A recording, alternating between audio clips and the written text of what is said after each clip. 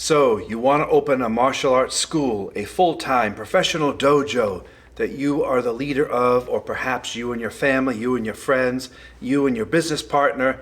Either way, you have a goal, you have a dream. Here are some things that you can do. Advice from me, who has owned and run a martial art dojo for coming up 20 years. And before that, I had other dojos, and I also started a nonprofit program. So I have a lot of experience in this area. However, the list of things that I tell you you have to do in order to have a school, there are going to be things that I miss. Please comment below on things, if you're a business person, that you might want to add to help out whoever watches this video. Obviously, if you don't have a full-time school and you don't have any experience in this, then you can just watch. Perhaps this can apply to something that's not martial arts, but any other type of business. I think most of these will apply to anything you dream of. You might want to open your own restaurant. You might want to open your own clothing or potting shop or something. Whatever it is, these things are pretty tried and true. Nothing I say here is new, and I back these with experience. Here's number one. These are in no particular order. You have to have money. Capital is king. So I wrote down number one, work hard, work really hard to save money for your goal or your dream. Hard workers succeed by preparing and sacrificing. You have to get an extra job. You're going to have to save up the money, or there are business loans if you live, fortunately, in a place like America. There are business loans and programs out there that can help new businesses start. You may have a wealthy person in your family. You might inherit money. You might have a wealthy neighbor that wants to start a business, or someone already in your dojo that has capital. Somehow, you're going to have to come up with that capital, or be really lucky in the right place at the right time to find someone who's willing to invest in you and your school and your martial arts style. Capital is king. Without money, it's just a pipe dream.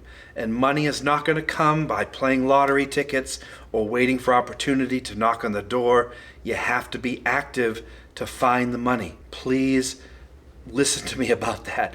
You might have to get a second or even a third job and just save up that money and sacrifice things that we like to do that cost us a lot of money to save up the hundreds, thousands, or hundreds of thousands of dollars you will need to open your business. Number two, you have to build your credit score in order to apply for a business loan.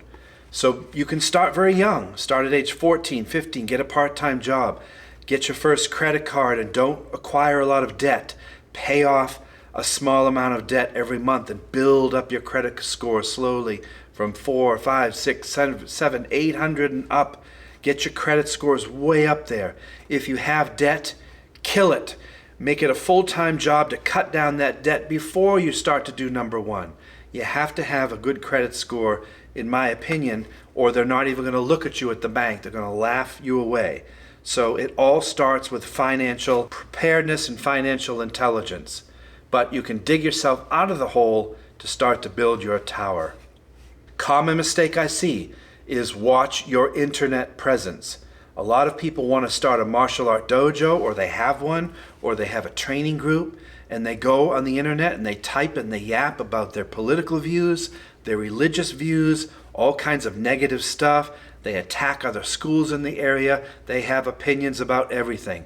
Those are what we call keyboard warriors, and those never have a successful school. If you go online and you're opening a school and you start to write something political like, I love Biden, I hate Trump, I love Trump, I hate Biden, whatever it might be, you're instantly going to lose 50% or more of your potential customers. If you go online and start talking about religions and all these things, beliefs that other people are going to come in your school and don't share, keep your mouth and your fingers shut. Don't talk on the internet anything negatively. You start to joke. Start to add ageism and sexism and racism and all this stuff, you're going to lose. You'll never be successful at anything. And that stuff never goes away. It's a permanent blueprint about your character.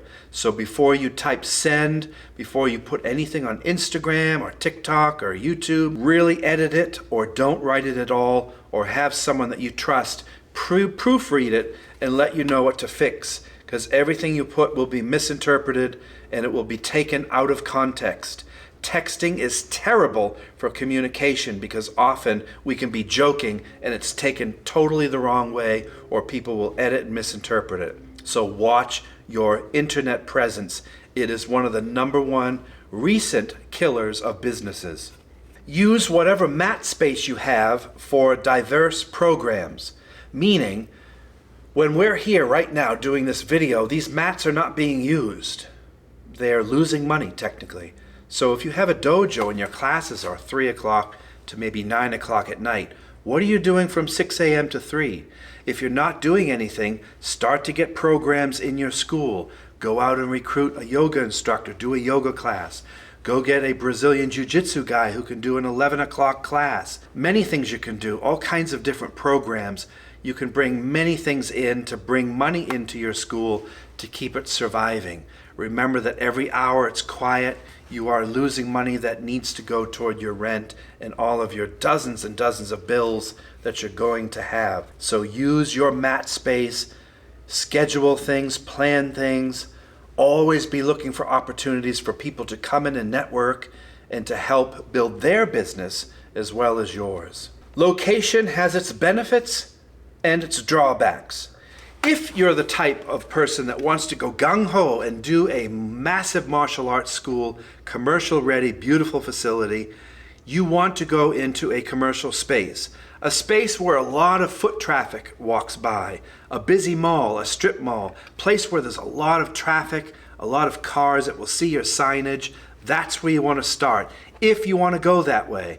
However, you're going to go into debt very quickly because you don't have any clientele. However, people will see your school, and most people, as you know, go to martial arts schools not for the style, not for the teacher, not for the qualifications, not for the tradition. They go because it's convenient and it's close to where they live.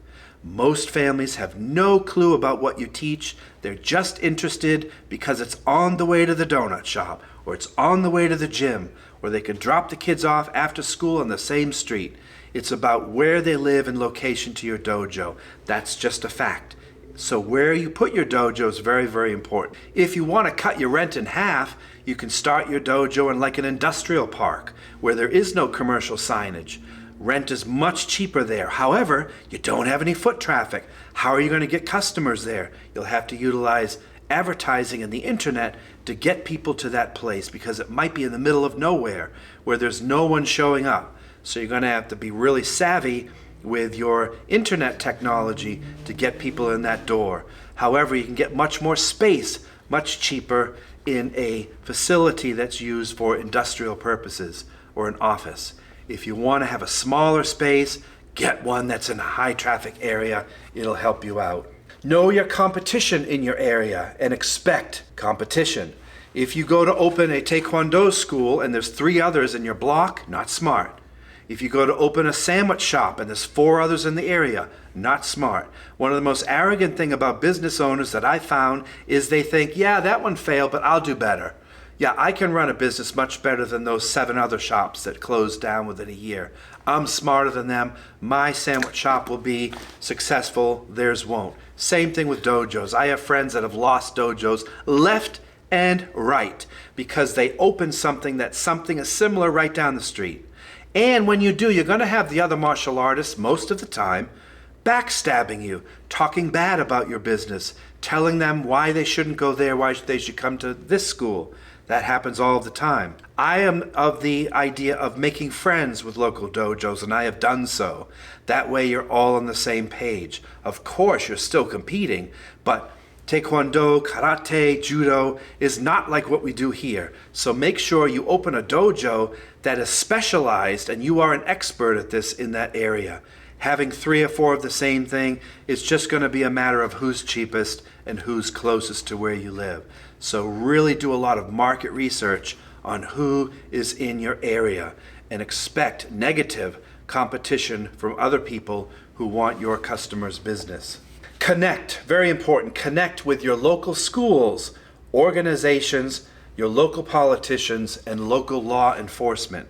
Networking, the art of the ninja, is everywhere. And if you can network with local people who are in positions of power, you will naturally get more clientele. If you have mat space, you might want to invite a local police officer to talk about something about law enforcement. You might have a local lawyer come in and talk about the laws, perhaps concealed carry laws, or what happens if I get into a fight, a knife fight. Even though I'm the good guy, would I go to jail in my state? Ask the local mayor to come to your dojo opening. Get people involved. Introduce yourself to your neighbors and hand out coupons and things that you can do with your neighbors to give discounts, things like that. It's always a good idea to work with your local schools. They have many after-school programs. You want to get these kids off the couch. If they're homeschooled, you might be able to plug into that system and have a class every afternoon between 2 and 3 for people who are homeschooled because they need to move and be active. And a lot of places require some sort of activity as their physical education. So get involved with schools, churches, anything you can do locally to build more traffic and more students at your school. Use the internet to your advantage. Things like advertising, marketing, clicks, getting tutorials, coupons, anything you can do. The internet is a powerful, perhaps the most powerful modern day tool that you and I have access to. So instead of writing negative, bad things about people and making fun of whatever you see, use those fingers to type positive things. Network. Get onto Facebook, get onto YouTube, get onto Instagram, TikTok, whatever it is, and promote your school. Offer coupons. Go to Google and boost your ads. Get people in the door and get that phone off the hook. Establish anything you can do on the internet to help you out. It is a powerful tool.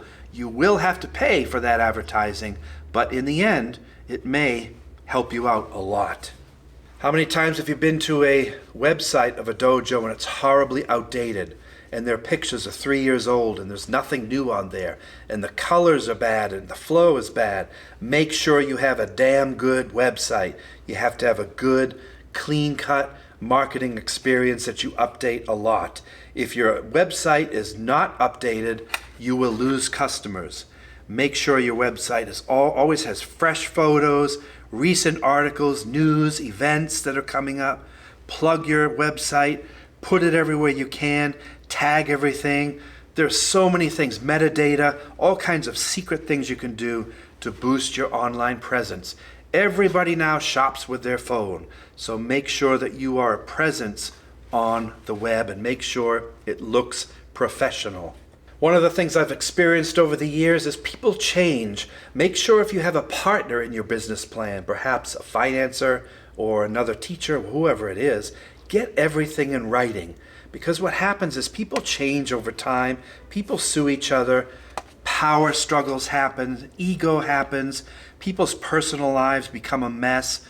They move, they get sick, whatever it might be. If you don't have something in writing, it won't hold up in a court of law and you're going to get screwed in the end. So make sure, even with the best of friends or your family, make sure you have things in writing about agreements, things you're going to do, financial issues, who's going to take care of this task, who's going to do that marketing. Make sure everything's in writing so if something does go wrong, you have something to fall back on. Don't ever do things by a handshake or word of mouth. They often don't work. Make sure everything you can think of is in writing. A good and responsible business partner will always sign and agree with that stuff because they know it'll come to bite you if you don't do the right thing. When opening a martial arts dojo full-time, you need to always do this. Train, train, train. And between that, practice. Think about, dream about, draw about, do whatever you can. Don't stop training. You need to be a local expert on whatever you're teaching. So make sure if you are opening a dojo, you are active in your training and you're unbelievably passionate about this dojo. You're going to have unbelievably bad months or bad days where you work 16 hours and no students show up. You're going to have all kinds of bad things happen. So would you do this if you weren't being paid for it?